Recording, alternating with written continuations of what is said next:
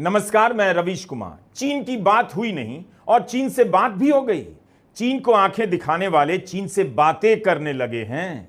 चीन के विदेश मंत्री वांग यी 3 साल बाद 2 दिनों के लिए दिल्ली आए और भारत के प्रधानमंत्री मोदी 7 साल बाद 31 अगस्त को चीन जाएंगे।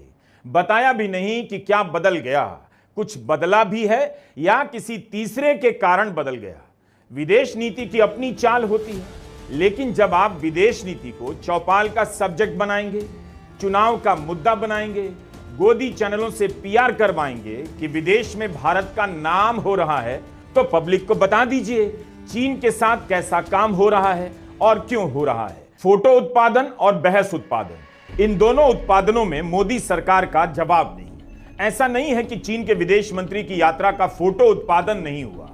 नमस्कार, हम आपके सामने ईमानदार और बेखौफ पत्रकार मिस्टर रवीश कुमार जी की नियोता जी खबर लेकर पहुंचे हैं। तो चलिए सुनते हैं खबर और खबर की तरफ चलते हैं। लेकिन उस तरह से नहीं जब कभी चीन के राष्ट्रपति को झूला झुलाकर फोटो का उत्पादन हुआ था और बहसोत्पादन। रिजल्ट का पता नहीं चलता, लेकिन फोटो तो इतना आ जाता है कि उसी से बहस बढ़ जाती है। राष्ट्रीय सुरक्षा सलाहकार अजित डोभाल, विदेश मंत्री एस जयशंकर और प्रधानमंत्री नरेंद्र मोदी ने चीन के विदेश मंत्री वांग यी के साथ फोटो तो खिंचाए, मगर छपवाया उस तरह से नहीं जैसे पहले छपा करता था। भारत ने दिखा दिया ट्रंप को, मिला लिया चीन से हाथ टाइप की सस्ती चवन्नी हेडलाइनों ने भी गोदी चैनलों पर ठुमका नहीं लगाया। इन तस्वीरों का टोन सरकारी और बहुत ही औपचारिक सा लगा। ट्रंप के कारण भारत की विदेश नीति में बड़ा बदलाव यह आया है कि बड़े बड़े दावे कुछ दिनों से बंद हो गए हैं। सुपर पावर बनने का ड्रामा बंद हो गया है। अब सब कुछ वैसा हो रहा है जैसा कि किसी भी विदेश नीति में होना चाहिए। बातचीत, संयम, धीरज, धीरे धीरे बातचीत। कुछ दिनों से प्रधानमंत्री मोदी अपने पूर्ववर्ती प्रधानमंत्री मनमोहन सिंह की तरह लगने लगे हैं, जिनकी चुप्पी का सरेआम मजाक उड़ाया करते थे। कम से कम इंडिया की पब्लिक को बताते कि ऑपरेशन सिंदूर के दौरान चीन पाकिस्तान की मदद कर रहा था, अपने हथियारों का परीक्षण कर रहा था। उस चीन के साथ इतनी तेजी से दोस्ती का यह चक्र कैसे घूम गया? पिछले साल कजान ब्रिक्स सम्मेलन में तय हुआ कि पूर्वी लद्दाख में वास्तविक नियंत्रण रेखा के पास दोनों देशों की सेनाएं कुछ जगहों पर कुछ कदम पीछे हट जाएंगी। 21 अगस्त की टाइम्स ऑफ इंडिया की रिपोर्ट है, 21 अगस्त 2025 की। सेना के एक अनाम अधिकारी का बयान है कि भारत को लाइन ऑफ एक्चुअल कंट्रोल पर बहुत सजग रहना होगा। जिस तरह से चीन ने सड़कों का जाल बिछाया है, वो पीछे हटकर बहुत तेजी से वापस आ सकता है, लेकिन भारत की सेना नहीं आ सकती। टाइम्स ऑफ इंडिया ने लिखा है कि दोनों देश सिर्फ डी-एस्केलेशन पर बात करने के लिए राजी हुए हैं। अभी भी सीमा पर दोनों सेनाओं की टुकड़ियां फॉरवर्ड डिप्लॉय में तैनात हैं, तो पूर्वी लद्दाख की सीमा पर कुछ तो बदला नहीं। 2020 से गलवान घाटी में टकराव के बाद भारत और चीन के बीच कई दौर की बातचीत हो चुकी है, आगे भी होती रहेगी।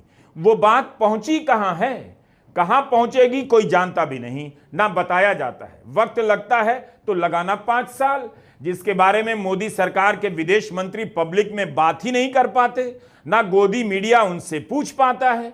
कुछ तो बात है कि चीन भारत की विदेश नीति को अलग तरीके से प्रभावित कर रहा है।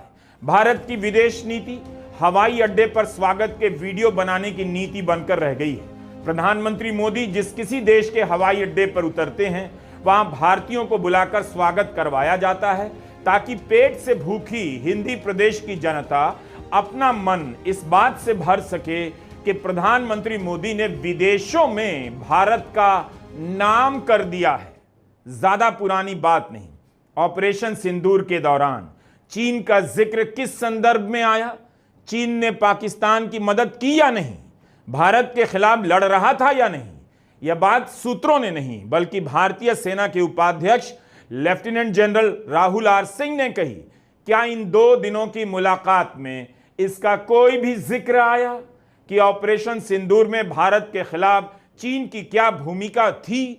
आतंकवाद को बढ़ावा देने वाले देश पाकिस्तान के साथ अगर भारत दुबई में क्रिकेट मैच खेल सकता है, तो पाकिस्तान की मदद करने वाले चीन से बात क्यों नहीं कर सकता है? यही कह देते।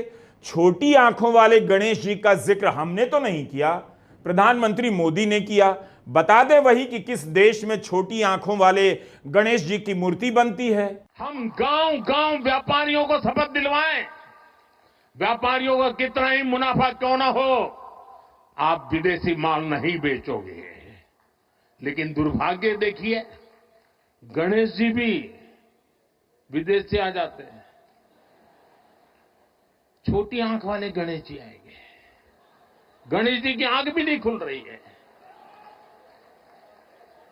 होली होली रंग छिड़कना है, बोले विदेशी। हमें पता था, आप भी अपने घर जाकर के सूची बनाना। सचमुच में ऑपरेशन सिंदूर के लिए एक नागरिक के नाते मुझे एक काम करना है।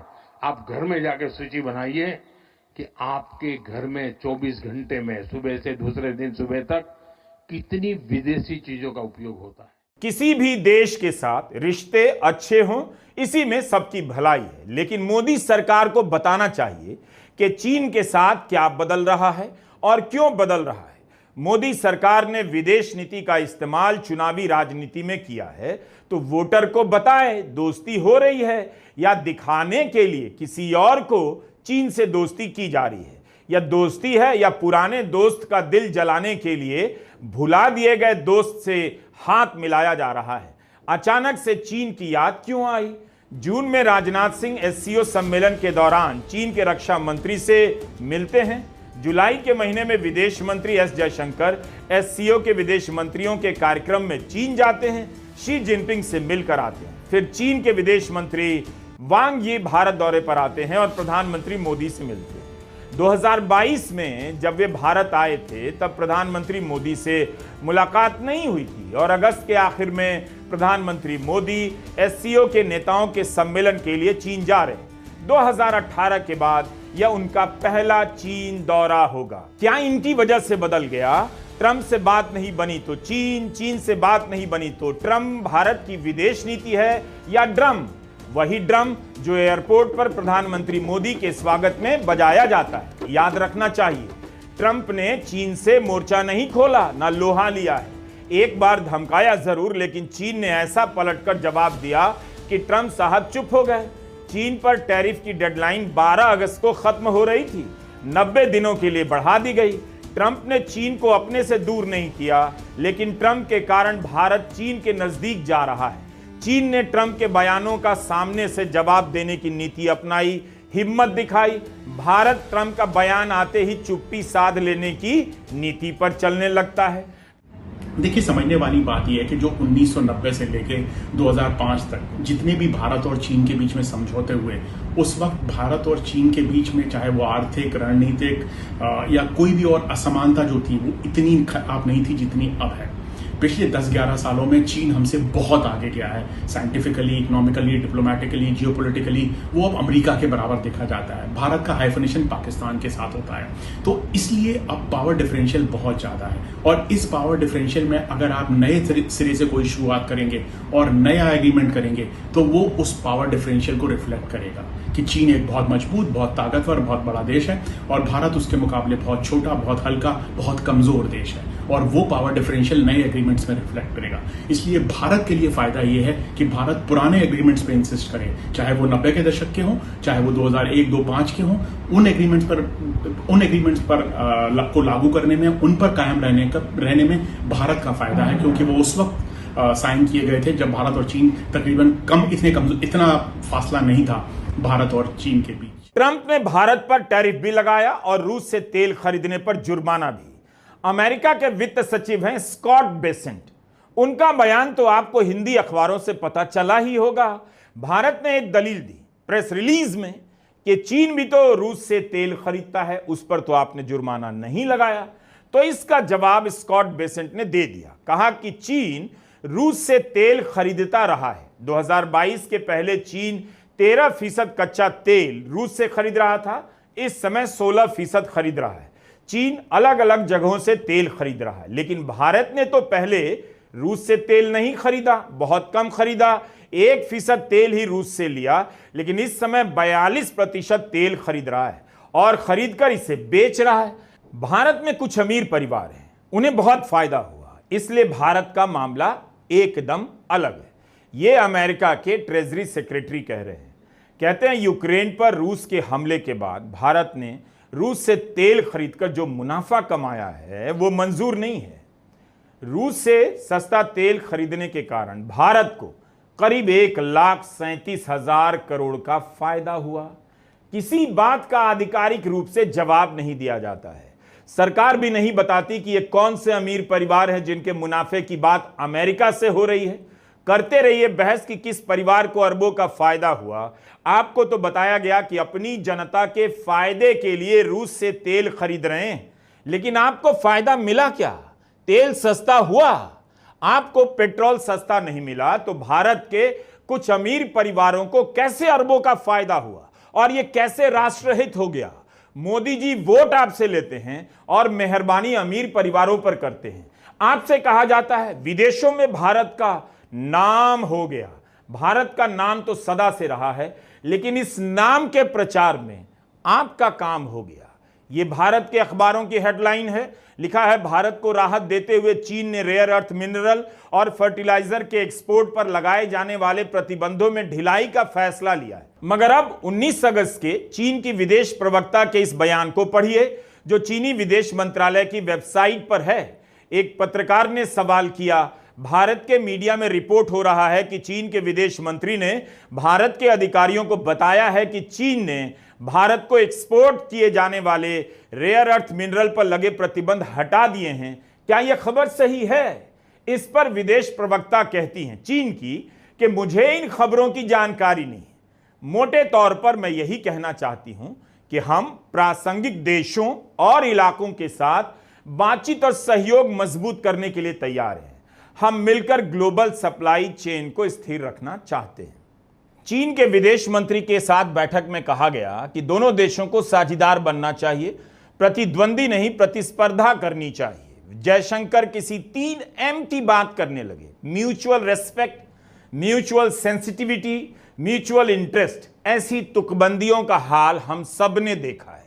ये सब बातें कही जाती हैं, कभी S से मिलाकर कही जाती हैं, कभी T से, कभी M से सुनी जाती हैं, मगर इनका कुछ भी मतलब नहीं होता। M से 3 वाक्य बनाकर आप तीर नहीं मार लेते। तीर तब मारते हैं जब चीन के विदेश मंत्री के सामने कह पाते हैं कि आतंकवाद को बढ़ावा देने वाले पाकिस्तान के साथ चीन का युद्ध करना हमें पसंद नहीं आया।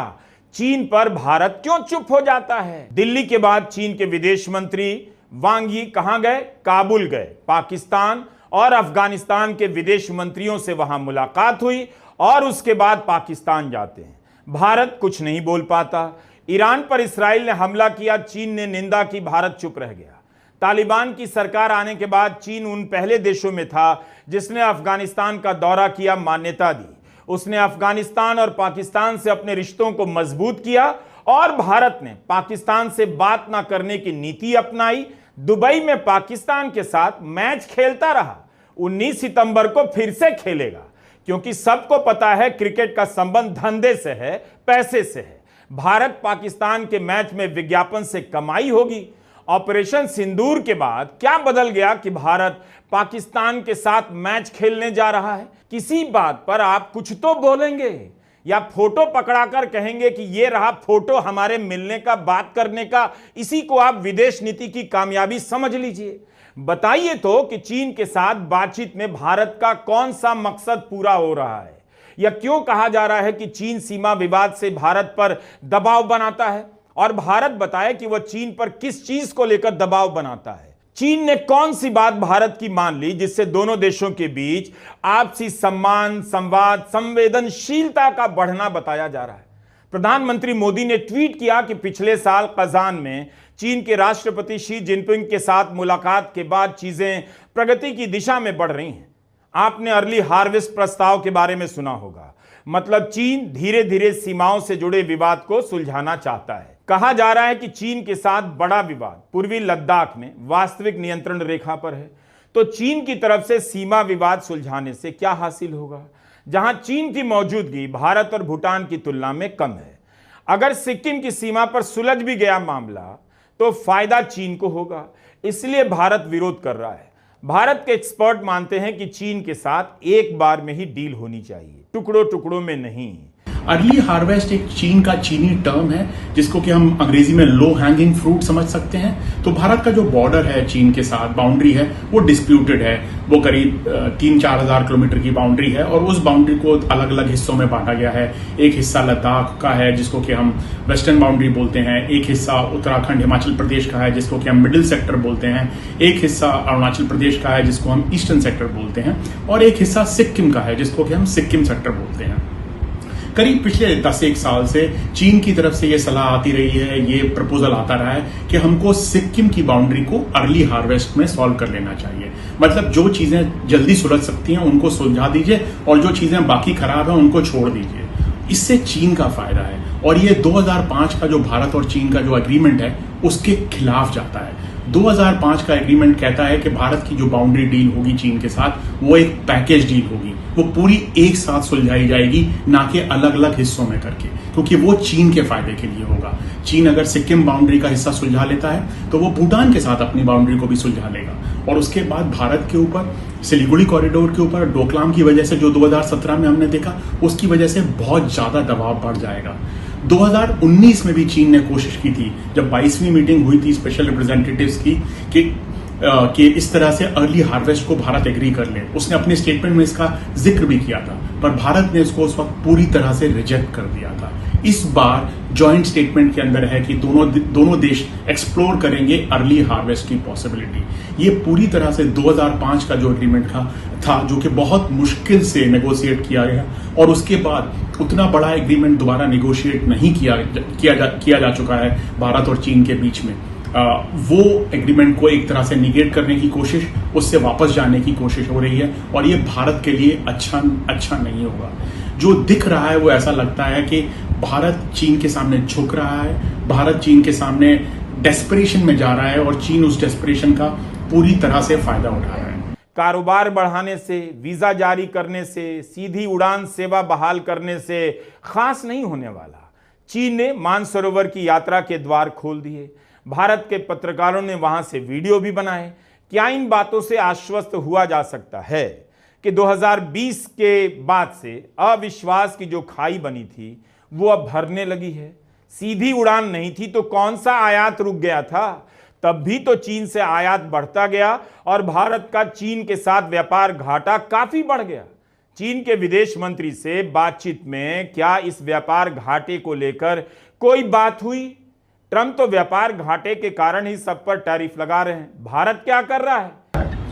अभी जो चीन के विदेश मंत्री वांग यी की भारत यात्रा संपन्न हुई है उससे कुछ बातें साफ निकल कर आती हैं। सबसे बड़ी बात है कि भारत के इस यात्रा से क्या मुद्दे थे जिन पे भारत को चीन से मदद चाहिए थी, चीन से जवाब चाहिए था। पहला सबसे बड़ा मुद्दा तो लद्दाख का है। लद्दाख में भारत की सेना अभी भी वहां पर डटी हुई है। 50,000 सैनिक वहां पर डटे हुए हैं। भारत के जो सैनिक हैं वो उन इलाकों में गश्त के लिए नहीं जा पा रहे हैं, पेट्रोल के लिए नहीं जा पा रहे हैं जहां पर वो पहले जा पा रहे थे 2020 के पहले। ये वो बफर जोन है, इस पर चीन ने कोई भी प्रतिक्रिया नहीं दी है। उन्होंने नहीं कहा है कि वो बफर जोन हटा दिए जाएंगे और भारत के सैनिक वहां जा पाएंगे। उन्होंने ये भी नहीं कहा है कि डी एस्केलेशन कब से चालू होगा, कब से डी एस्केलेशन की बात होगी। तो कोई भी जो बड़ा मुद्दा था सबसे बड़ा भारत के लिए लद्दाख का, उसका तो कोई भी सोल्यूशन, कोई भी एश्योरेंस चाइना ने नहीं दी है। जो दूसरा बड़ा मुद्दा भारत के लिए था वो था ब्रह्मपुत्रा का। ब्रह्मपुत्रा पे जो कि नदी चीन से आती है, पानी वहां चीन से आता है, उस पर चीन दुनिया का सबसे बड़ा बांध बना रहा है। चीन उसका डेटा, उस नदी का डेटा कुछ भी भारत के साथ शेयर नहीं करता है। भारत चाहता है कि वो जो टेक्निकल डेटा है, जो पानी का डेटा है, वो पूरी तरह से भारत के साथ शेयर किया जाए। चीन ने सिर्फ इतना कहा है कि ह्यूमैनिटेरियन कंडीशंस में, मानवता के आधार पर कुछ इमरजेंसीज के टाइम पर वो इस डेटा को शेयर करेगा। ये तो काफी नहीं है, जबकि भारत के विदेश मंत्री ने इस मुद्दे को उठाया भी था चीनी विदेश मंत्री के साथ, पर इस पर कोई भी एश्योरेंस, कोई भी कमिटमेंट चीन की तरफ से नहीं आया है। तीसरी बड़ी बात ट्रेड की है। भारत के चीन के साथ जो व्यापार है वो पूरा चीन के हक में है और बहुत ज्यादा चीन के हक में। जो अभी स्टेटमेंट आए हैं वांग यी के बाद, उसमें यह कहा गया है कि हम व्यापार को और बढ़ाएंगे। व्यापार को बढ़ाने का अर्थ तो ये होगा कि सारा व्यापार चीन के और फायदे में चला जाएगा। ऐसा कोई भी कमिटमेंट चीन की तरफ से नहीं आया है कि जिससे कि भारत को फायदा हो, भारत के एक्सपोर्ट जो कि अब अमेरिका नहीं जा सकेंगे वो चीन जा सके। ऐसा कोई कमिटमेंट चीन की तरफ से नहीं आया। ताइवान को लेकर भी कहा जा रहा है कि भारत ने अगर ताइवान के मामले में चीन को समर्थन दिया है अगर, तो बदले में भारत ने अपने लिए क्या हासिल कर लिया? क्या चीन ने पूर्वी लद्दाख को लेकर कोई ठोस वादा किया? स्टेपल वीजा को लेकर ठोस वादा किया? 1 दशक से ज्यादा समय से चीन जब से जम्मू कश्मीर, लद्दाख और अरुणाचल प्रदेश को लेकर स्टेपल वीजा देना शुरू करता है, तब से भारत वन चाइना की नीति को लेकर चुप हो जाता है। वह वन चाइना की नीति को मानता तो है लेकिन कभी खुलकर नहीं कहा, मगर स्टेपल वीजा के कारण इस पर चुप्पी साध गया है। अब यह नई बात आई है कि विदेश मंत्री जयशंकर और राष्ट्रीय सुरक्षा सलाहकार डोभाल से मुलाकात के बाद चीन ने दावा कर दिया कि ताइवान को चीन का हिस्सा भारत ने मान लिया है। इसे लेकर सवाल उठ रहे हैं कि भारत ने इसकी आधिकारिक जानकारी क्यों नहीं दी। अब सूत्रों के हवाले से कहा जा रहा है कि भारत ने अपनी स्थिति में बदलाव नहीं किया। विदेश मंत्रालय ताइवान से अपने संबंधों की भी बात करने लग गया।